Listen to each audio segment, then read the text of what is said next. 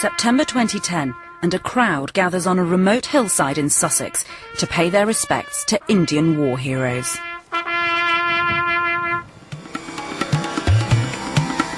Incredibly, more Indians volunteered to fight for Britain in the First World War than all the Scots, Welsh and Irish combined. And of that number, up to a third of the soldiers were Sikhs, despite making up just a fragment of India's population. The Sikhs had always been soldiers. They'd had to be soldiers because to survive, they had to fight. In this week of Remembrance, this is the little-known story of the Sikhs who answered Britain's plea for help in 2 world wars. The contribution that Sikh airmen make during the Battle of Britain is a very key contribution. I was dragged out of the aircraft, people saying, "Oh, he's still alive, he's still alive." They helped save Britain from Nazi tyranny. We wanted to fight against Hitler because we wanted democracy. And laid down their own lives for this country's freedom. German regiments, seeing Sikhs who were fighting against them, running out of ammunition, taking out their swords and marching towards them. And we discover why the modern-day British Army is so keen to recruit young Sikhs. You know, in the army we promote integrity, you know, courage, discipline. Them things are part of our religion.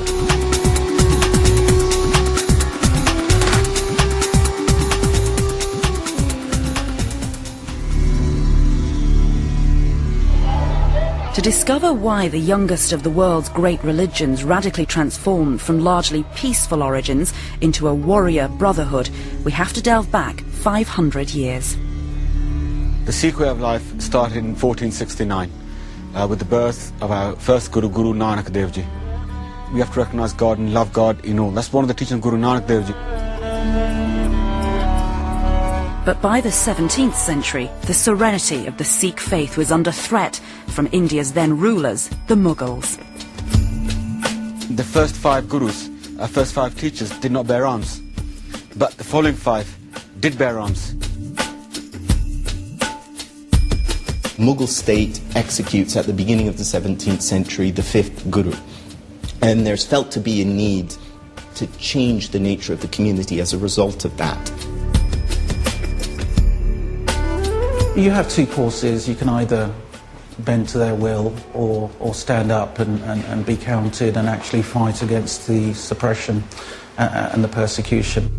That fear of persecution led to the evolution of a warrior identity, and with the accession of the 10th and final guru, Gobind Singh, it cemented itself as a form of pure Sikhism, known as the Khalsa. The Khalsa is a group of men who are initiated into this group and have to keep on their bodies a set of symbols which have very much to do with military status and military power, and which mark out initiated Sikh men. As well as a commitment to remain faithful to Sikh teachings, the Khalsa vowed to take up arms to defend themselves and others against persecution. And at the end of the 17th century, Gobind Singh proclaimed that when all other means have failed, it is righteous to draw the sword, giving rise to a concept known as saint soldier. A Sikh is supposed to be a saint soldier, like in their life, that you not only do you meditate and pray and show the kindness and willingness to God, but you also oppose oppression. During the 18th century, Sikh armies proved their fighting power with key victories and conquests in their native Punjab. But a new foe emerged in the mid-19th century as the British Empire extended east. The Sikhs had always been soldiers. They'd had to be soldiers because to survive, they had to fight to survive. If they didn't defend their way of life, it would disappear. The British in 1848, after the Sikh Wars, like many of our best soldiers, we start off by going to war with them. And then the war finishes, and both sides reckon that actually the other side is really quite good chaps after all. The British view was it was much better to have the Sikhs on our side than fighting against us. And so it was only a short step to the British saying, look, we've been enemies in the past, but actually there's more between us than divides us. Come and work for us. With the Punjab annexed, the British harnessed the Sikh army's power to strengthen its hold across India, aided by an anthropological approach to managing differences among their Indian subjects. the martial race theory.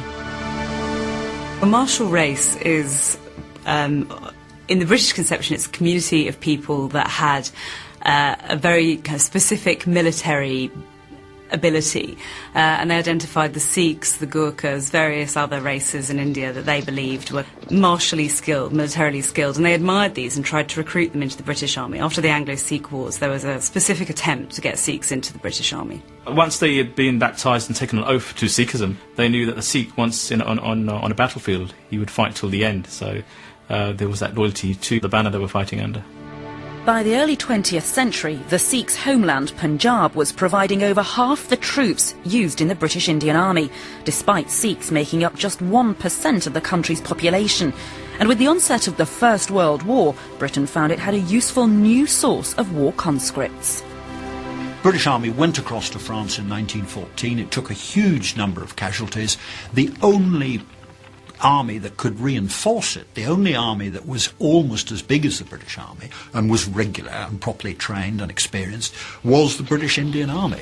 And very, very early, as early as September 1914, Indian troops were moving from India by sea over to France, coming up and taking their place in the line on the Western Front.